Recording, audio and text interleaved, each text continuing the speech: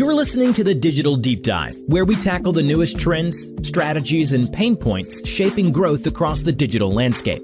From Amazon and D2C to international expansion, join our host and e-commerce leaders across multiple industries for in-depth discussions on how to maximize your brands in the digital arena. Now, here's your host, Aaron Conant. Hello, everybody, and welcome back to the Digital Deep Dive podcast. I'm your host, Aaron Conant, and today we have one of my favorite people in all of ecom back again, Meghan Corroon from Clerdata, here to kind of do an end-of-year recap around retail media as a whole. For those of you who've heard her speak before, either on webinars or maybe at some of these industry events like Digital Shelf Institute, just a great friend to a ton of brands and also partners in the network. And so it also has one of the only platforms, I would say, that really measures retail media measurement incrementality. But I won't tell everything you do, Meghan. I'll let you do that, but I'll kick it over. I'd love to, brief background to yourself and then Clerdata and what you're doing. And then we can kind of jump into what does the 2024 retail media recap look like? Yeah, Sound sounds good. Thanks for having me. It's great to be back. It's wonderful, especially wrapping up this busy year. A lot has happened, a lot of exciting stuff in the industry. So it's awesome to be here. I can give a little brief intro, but CEO, founder of Clerdata. We're a software data science company. And we measure incrementality. So the hot word on the street, that's coming up a lot. So we measure basically if you spend $1, was it worth spending on something like retail media, marketing, or trade actions? My background is varied. As you know, Aaron, I come from kind of an outsider perspective on the industry. I worked for long time measuring incremental ROI for the Bill and Melinda Gates Foundation, and in other all sorts of countries around the world, Nigeria, Bangladesh, Senegal, DRC Congo. And so there's no dirty data I haven't seen. And so there's very little that phases me in terms of challenges in the data science realm. And so I find myself here leading a software company today in this retail media industry. Yeah, awesome. So a couple of these huge buzzwords, right? One is retail media. I would say that kicked off maybe 2.5, 3 years ago. And then, that was in the growth at all cost phase. So basically digital marketing executives are just giving gobs and gobs of cash and said, hey, go spend. And they were just spending money. And then about 1.5 years, maybe 2 years ago now, man, time flies. All of a sudden people started asking, within the companies, the executives like, well, what's going on with the money? And all these digital executives are like, I spent it. I spent it. And they're like, well, Where did you drive results? And they're like, well, are sales up? Yes or no? And they're like, well, yeah, I mean, sales are up, but is that due to what you're doing? Is that just normal online growth? What does it look like? What are the channels that are working? What are those that aren't? And then there's been this huge push into measurement and incrementality as a whole. Like, is it being additive or not? Is it worth spending those dollars? So now we recap, like I would say in 2024 was the year where incrementality, I know it's a buzzword, but it's a meaningful one, really caught on, and measurement was very important to a ton of executives out there. What has changed in your, like, from the beginning of 2024 till now? And then I don't know if there's, other things that are like top of mind for you that are important to get to as well, but let's open up the conversation. Yeah, that sounds good. I think your background on it, you always have like the best historical lens, given how long you've been in this industry and how many people you talk to on a daily basis. So I think it's really valuable to have that context for me. When we came in, 5 years ago, talking about incrementality measurement, really, strongly with CPG companies, there was a lot of eyes glazing over. I'll be honest, like it wasn't so top of mind. It wasn't clear. People didn't understand what that meant. And then the economy shifted. People started spending up to really upper limits, right, at that time of marketing and trade funds on retail media, and it wasn't clear where the money was always coming from.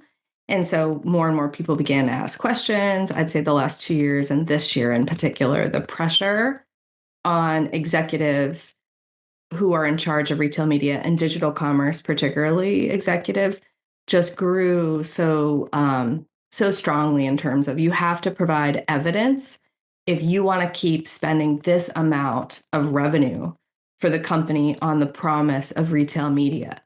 So it's like hype, hype, hype, hype, hype, all exciting noodle salad days, as I call it. People are just going Wild West, like throwing money at it, test and learn, test, test, test.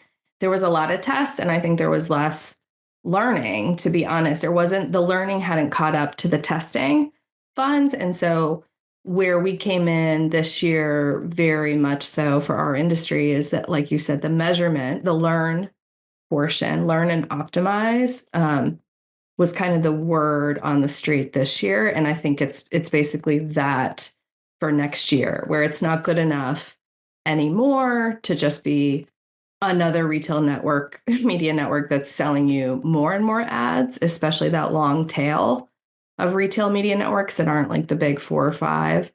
And so you really have to show that it's worth it, because the dollars are not endless and consumers are stagnant, if not declining, in certain categories in terms of spending patterns. And so it just doesn't pencil out, right? At the end of the day, they have to prove value. And measurement does that. Yeah. Yeah. So when we're thinking about like the measurement piece, like are brands then using this? Because I know all the retailers, right? I can't remember what are there 600. I'm trying to think conversation we had with like Lauren, right? Or maybe a Mike Black is like there's 600 or 700. Yeah, it's probably approaching 700 retail media networks now, right? They know the numbers better than me, but it's a lot. A lot. So if there's that many retail media networks and everybody's asking, are you finding companies now, using this data to then say yes and no to different ones? Because what I hear from brands is brands are more than happy to invest, in some cases overinvest in retail media if they just know it's working. They just know it's working, but it's so hard to know if it's working. And so they get into this point where they can't have an honest dialogue with the retailers that are pushing this. They can't honestly say, hey, no, I'm not going to spend because it's not working. And they say, hey, how do you know it's not working? Yeah, I don't know how it's not working.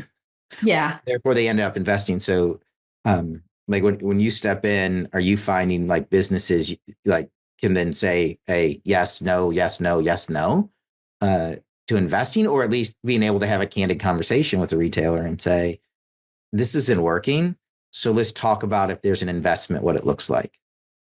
Yeah. So the big approach this year for our customers has been really, there's a few things. There's neutrality in measurement, right? So, us and whoever you're using for measurement, regardless of who it is, should be a neutral party, right? So the old days of having reporting and relying only on reporting from every single person who's selling you ads, every single ad platform has reporting. That isn't looking at the whole picture, and it's not neutral. Of course, like it's okay. That's just the reality of the business. So I think CPG moving beyond the platform reported, self-reported, grading your own homework kind of measurement to rely on that reporting isn't good enough anymore. So moving to neutrality, which is where we sit, and then using that neutral apples to apples incrementality measurement, end of the line, dollar in, how many dollars out, right? Performance measurement to then shift large buckets of money sometimes. Yeah. So the goal is, like a stock portfolio, drive efficiency wherever possible politically, right? Within your relationships with retailers, to drive more performance for them and to drive more performance for the brand. So it's really a win-win for the industry at the end of the day. But it is a very hard line, evidence-based approach. I think the background now of, limited dollars, you have to steward them well, and you have to grow your business. And so that's the manufacturer's job. And to do that with more neutral evidence is basically where we come in. There is enormous opportunity in retail media, and I'll get into that a little bit, but So the other main theme this year was halo effects.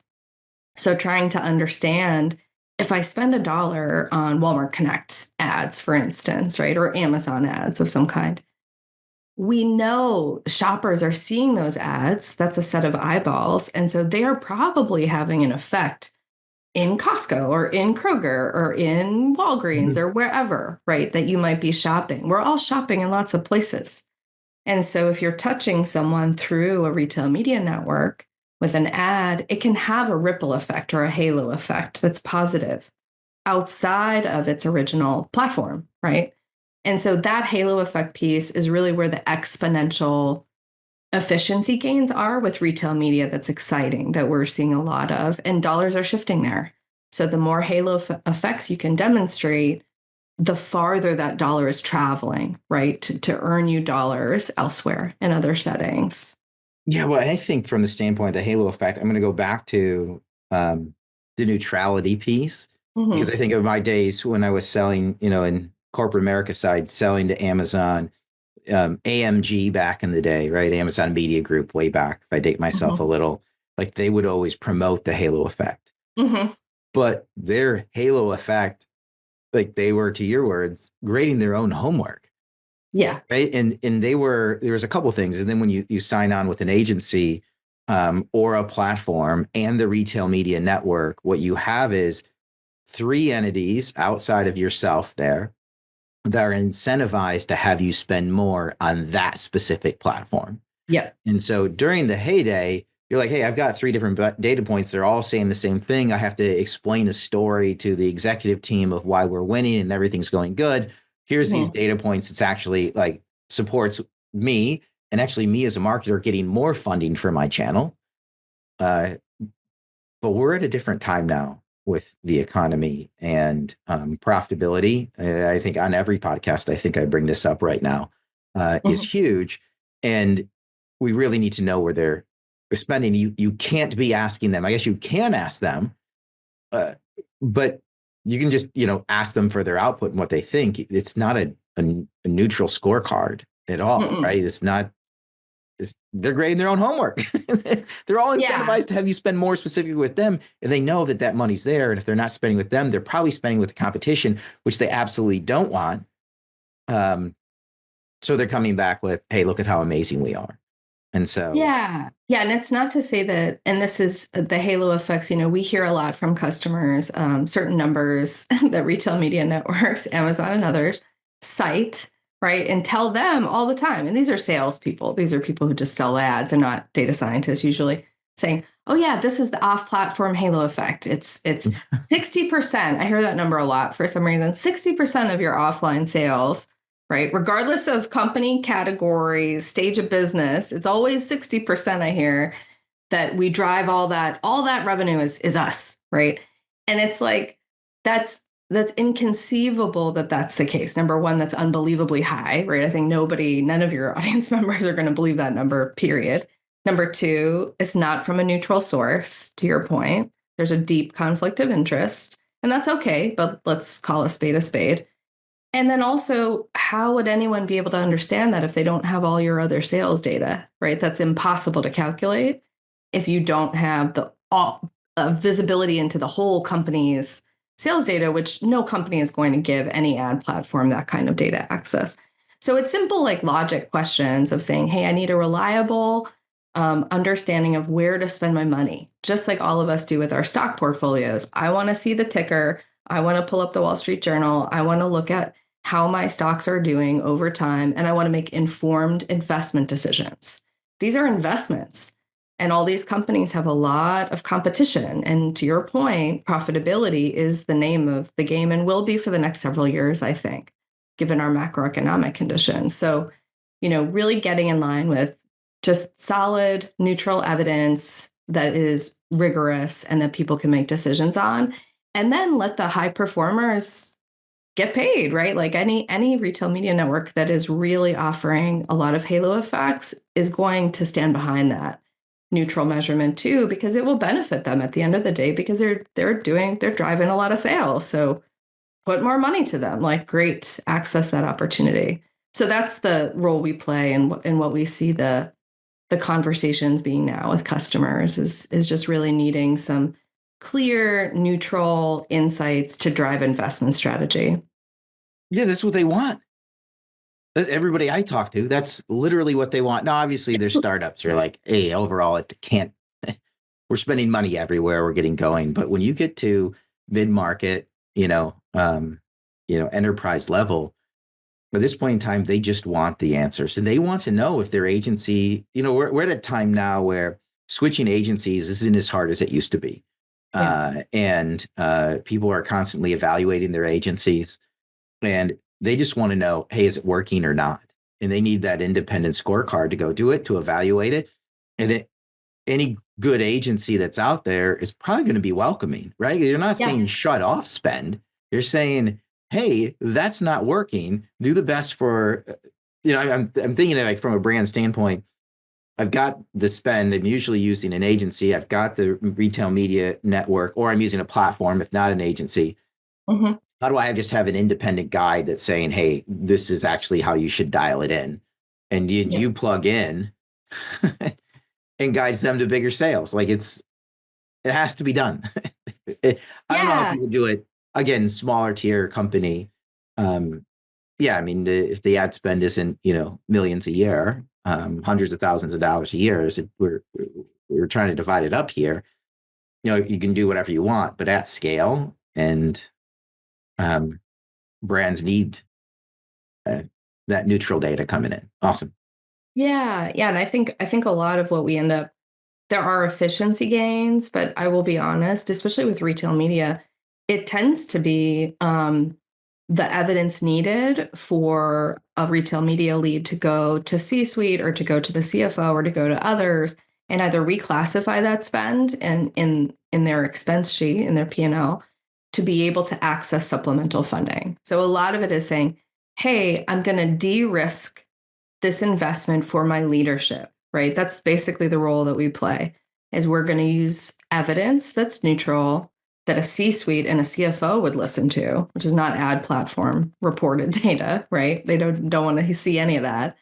And we're going to de-risk doubling down and spending more. Almost, I can't think of a customer that isn't now spending more in some areas of retail media network ads, because there's a ton of opportunity. It's just, where is it? Where is the smart play versus the spray and pray, like you're saying, play, which is not viable, right, at scale at all. And so it's de-risking those choices and communicating them clearly with confidence, because they're neutral to leadership. That's usually the role that we play for customers. How many companies are doing this measurement well today? Because probably the smaller mid cap, I'm guessing not a ton, but I think as you get to more enterprise level, a lot of them have data science teams and they're trying to do it on their own. What is the likelihood they can do it on their own? This is so timely, because the last couple of weeks here, we've been talking with, let's say two of the top 5, right, CPG companies size wise. They all have internal data science units, sometimes multiple, that talk to each other and sometimes don't talk to each other. So there's lots of human resources within the large CPGs. There's more in certain verticals than others, I would say, depending.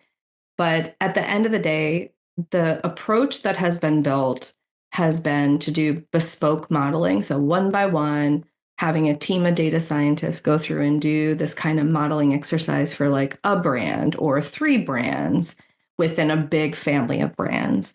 And so their challenge has been to move this to scale. And it's every one of them. There isn't a large that has this basically running at full scale, to my knowledge, and we've talked to most of them. So I think it's about a build or buy scenario.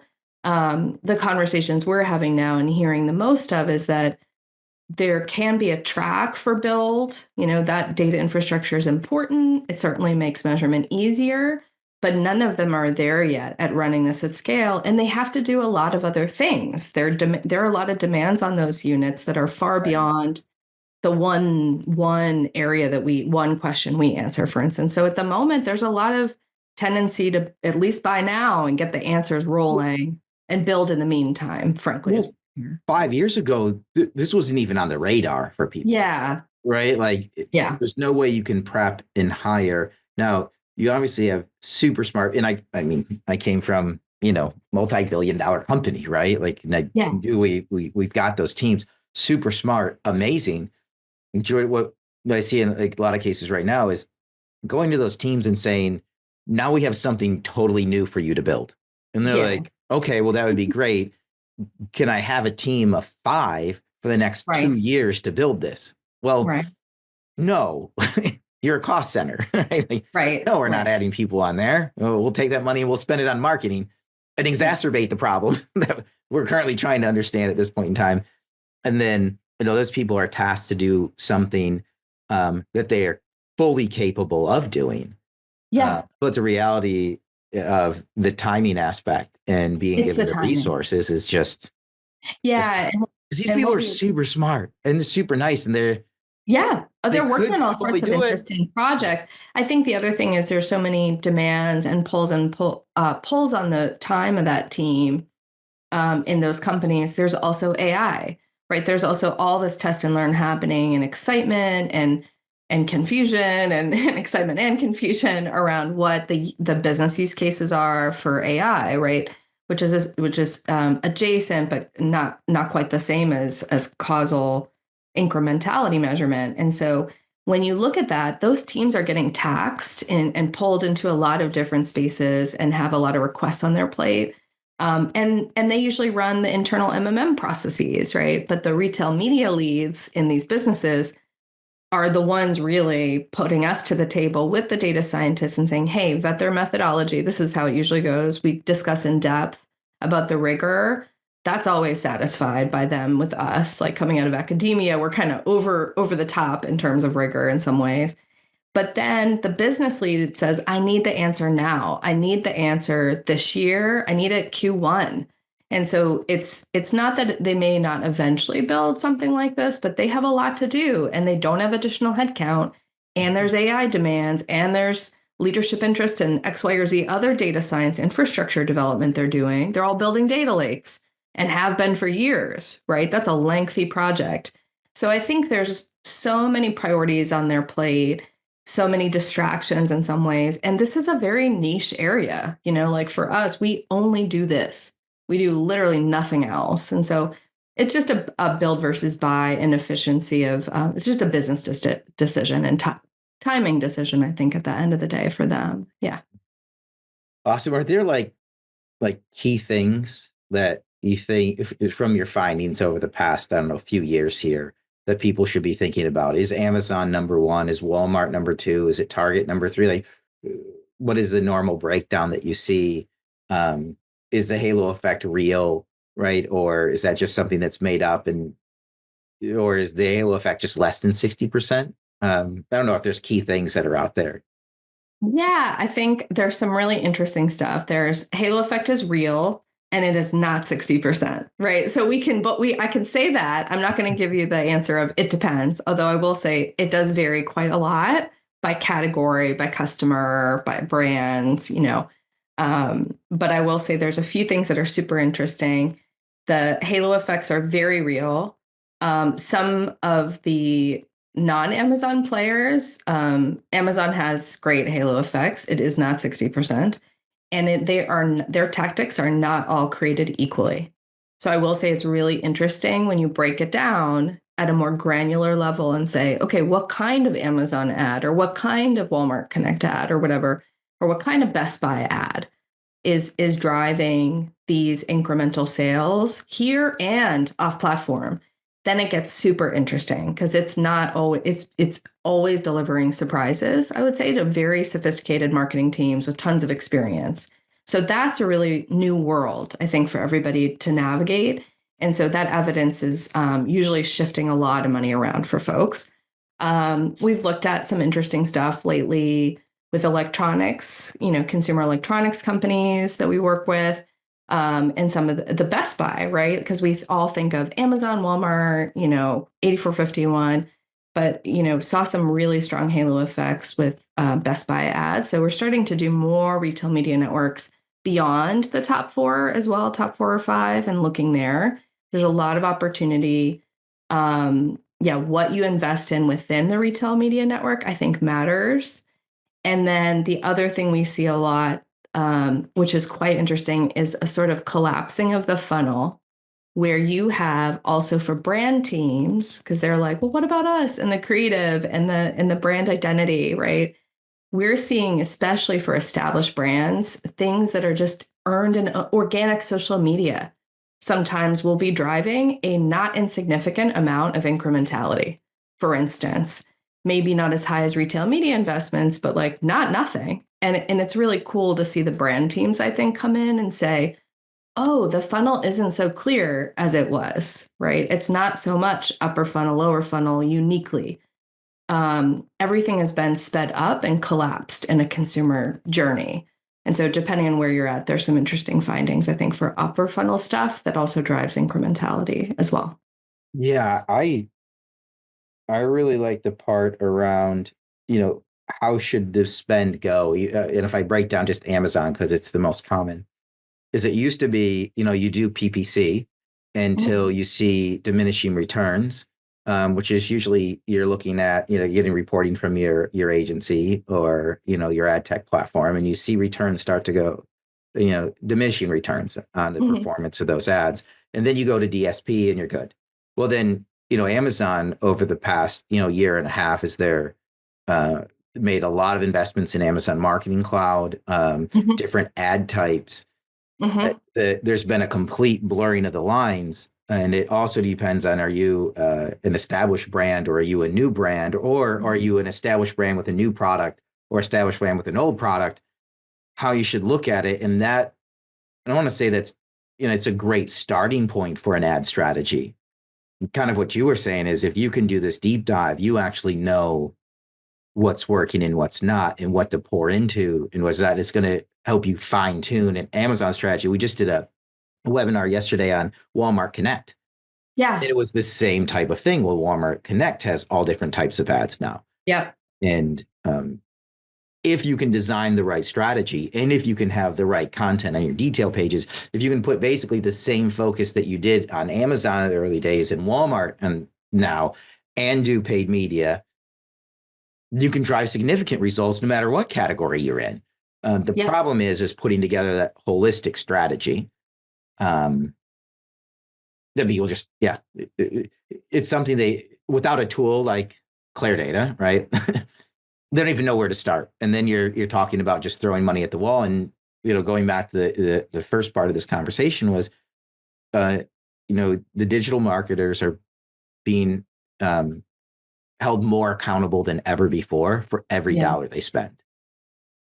And so when you ask them to take a risk, they're more risk averse than ever at this point in time, which is completely different again from 2.5, 3 years ago, where they're basically said, there's no risk, do whatever you want. Yeah. Now the pendulum has completely come back the other way, is explain every single dollar and the incrementality behind it, or you might not get it again next year. Exactly. Yeah. And I think we always think of ourselves as, the teams know very well their hypotheses, and they generate new ones and exciting ones every day, right? If they have the budget to deploy. Our tool is speeding up the testing and realignment of what worked and what didn't, with either saying, hey, that hypothesis didn't pan out as expected, but we just learned something valuable. Let's redeploy, investment, or that was great. Let's do that further. And just catching it before it's at the end of a year and you're looking back and your sales don't align to what your agency said, right? Or everything was looking fine. And then all of a sudden it's end of year and you're trying to make up, benchmark data on top line sales. And so it's sort of like, don't let it get off track that far. It's a very confusing world. Experienced marketers are still confused, and the ad platforms, no offense to them, but their job is to sell ads, and adding more and more ways and more things you can buy is simply their business, and rightly so. But that does not benefit. Having more and more choices does not benefit a human's ability to make an informed decision. It just makes it harder sometimes and more confusing. So I think we're just kind of right setting that and saying, hey, set hypotheses, be bold, be risky, but let's know quickly in real time if it's working or not, so you can correct and not go 90 miles an hour in the wrong direction potentially, which you don't find out till later. So it's just shortcutting that learning cycle, basically. Yeah. Well, thanks so much again, Meghan, for your time today. Always a pleasure catching up. Thanks so much for all the support you give all the brands and partners in the network. Again, everybody, Meghan Corroon from Clerdata. Find her on LinkedIn or reach out to her online. But with that, we're going to wrap up this episode of the Digital Deep Dive. Thanks, everybody, for listening in.